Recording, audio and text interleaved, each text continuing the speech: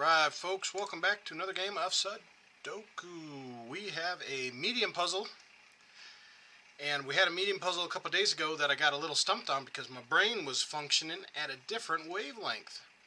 So, I always enjoy playing different styles and hardnesses of puzzles because it keeps you thinking different ways. Keep the brain moving.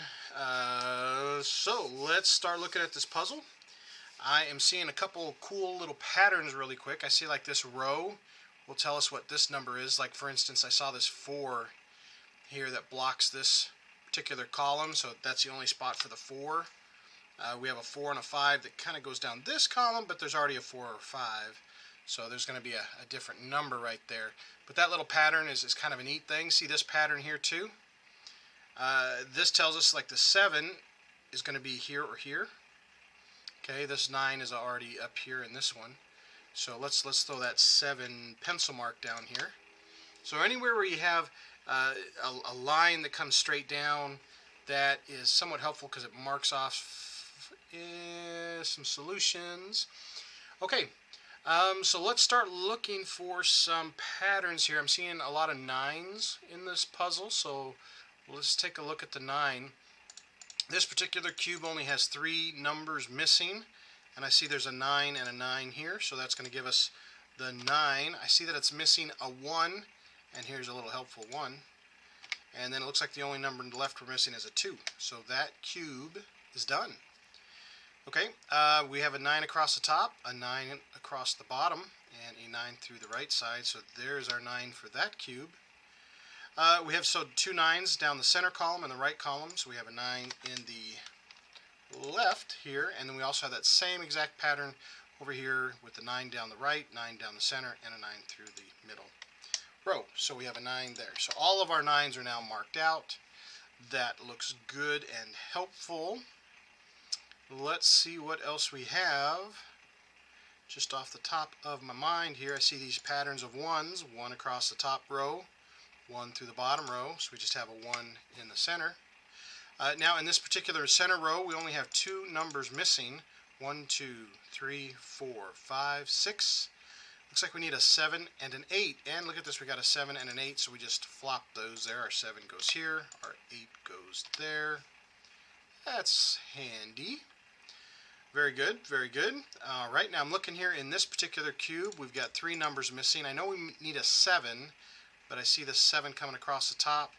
Again, that little line elimination thing helps out pretty good. So now we have a 1, 2, we need a 3, 4, 5, and a 6. Okay, so we need a 3 and a 6. We'll throw those numbers in there.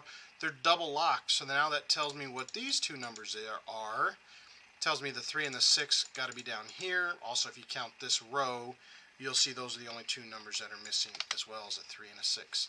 So the 2 numbers we're missing up here looks like a 2 and a 4, and we have a 2 and a 4 here, so we just flop those fellers. A 4 and a 2. We now have a 4 through the left column and a 4 through the center column, only leaving 1 spot left for a 4 in this cube above. Now we have a pair of 4s and a pair of 4s. That's going to tell us where the 4 goes, not in the right column, not in the left column, and not in the bottom row. So top middle, the only place left for the 4.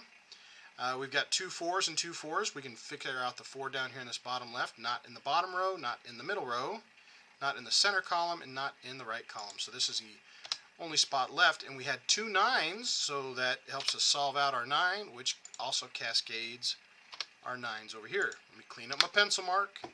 I get in so much trouble by not cleaning up my pencil marks. Very important to clean up your pencil marks. Okay. Alright, so that was a good little run. We've got 2 numbers kind of missing here.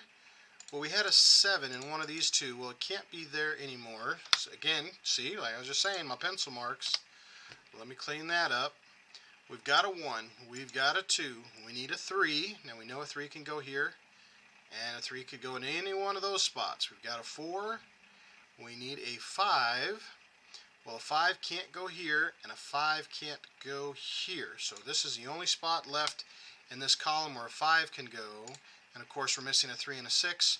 So this is going to be the other corresponding 3 or 6, whichever one it can't be.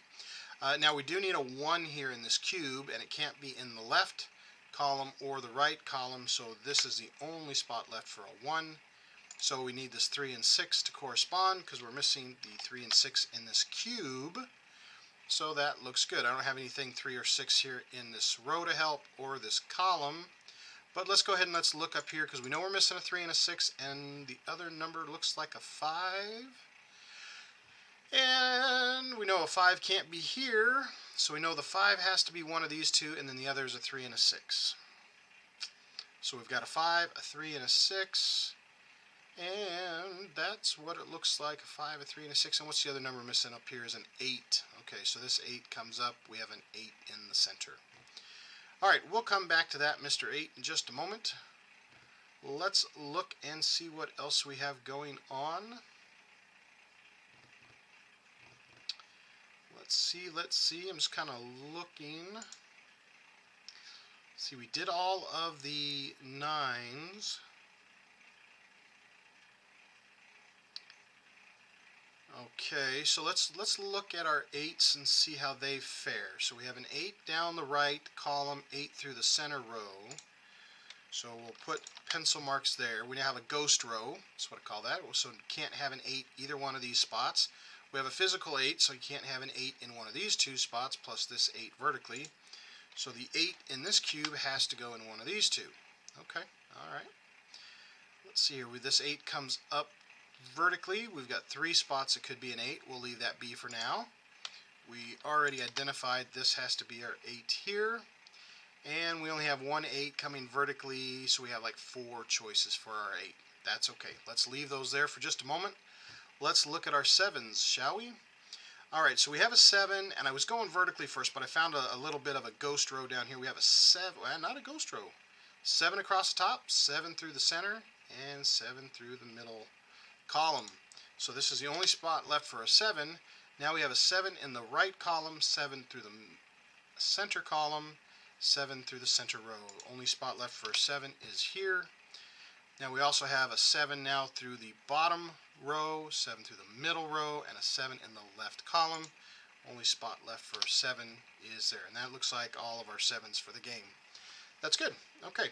Now this kind of gave us a row, that pattern that I like to look for. If we have a 4, 6, 7, or 9, 4, 6, 7, or 9, see, look at that.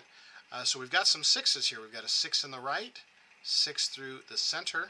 So only one spot left for the 6, and now folks, we only have one number missing in this left column, which is our 1. Now, we have a 1 through the center row, 1 through the top row, 1 through the left column. Only spot left here in this bottom left cube for a 1 is the center. Now that makes this one our 8, because that's the only one that it can be. And that puts us down some numbers, which is good. Okay. So we are chugging along. Now I'm just noticing that we have some 5s here. 5 across the top, 5 across the bottom. So only one spot left for our 5. Okay, very good. Now we have 2 numbers left here in the center, which will tell us what this top one is. Because one of these numbers, looks like the 6 here, comes through the center. So the only place for a 6 now is right here. So it looks like we're missing a 2 and a 3. And we have a helpful 2 here, which means this can't be a 2. It has to be our 3. There's our 2. All right, now this 3 is going to help us with this cascaded here. So this one now has to be our 3. This one now has to be our 6. Very good. All right, now in this column, we only have one number missing. We've got a 1, 2, 3, 4, 5, 6, 7, 8. There is our 8. Now we have 2 numbers missing here. I see we're missing a 1, and we have a 2, and then we're missing a 3. So we're missing a 1 and a 3 right here, folks. So let me just throw those in there real quick. That also now tells us what these 2 numbers are is going to be a 2 and a 6. Well, we do have a helpful 2 here. So no 2 in the right, no 2 in the top. Only place for a 2 in this cube is here. And we can't have a 6 in the right. Only place left is on the top. All right. So that helps us clean that up just a little bit. Now I do see this 6 here, and that's going to help cascade these 4 numbers. So let's just take a moment and finish those off here. This 6 has to now be a 3. This now has to be our 6. This now has to be our 3. This now has to be our 6. Now what that does is it helps me up here because I have a 6 across the top, 6 through the middle, and I now have a 6 through the center. The only place that I can put a 6 in this cube is right there. I only have one number missing now vertically. 1, 2, 3, 4, looks like a 5. Alright, now I have a 5 across the top, a 5 through the middle. Only spot left for a 5 now in this cube is on the bottom. Alright. Now I do have my 8 over here, so this can no longer be an 8, so our 8 has to go here. Now I'm only missing one number in this cube, which so happens to be a 3. Now that comes down here and cascades for us. That has to be our 3, that has to be our 1.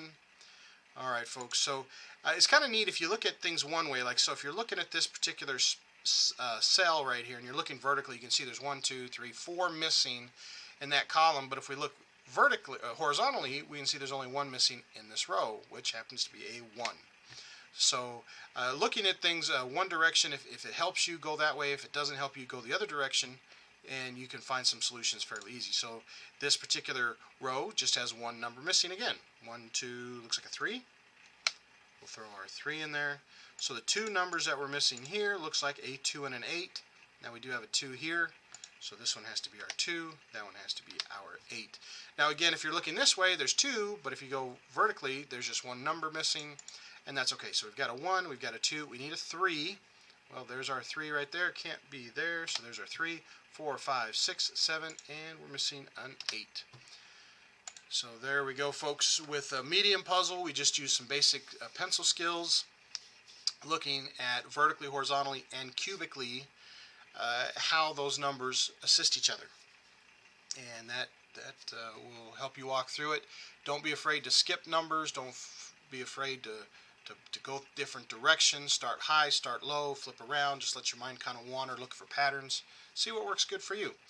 I always recommend pausing it at the beginning, printing off the game, and play along. If you want to get going, and if you get stumped, go ahead and play through and see if I catch up and maybe I see something you didn't. Maybe you see it all and you get it, and that's great. Hope you guys enjoy playing the game. Hope you guys enjoy watching. Thanks for following, and we'll catch you guys next time. Thanks. Bye.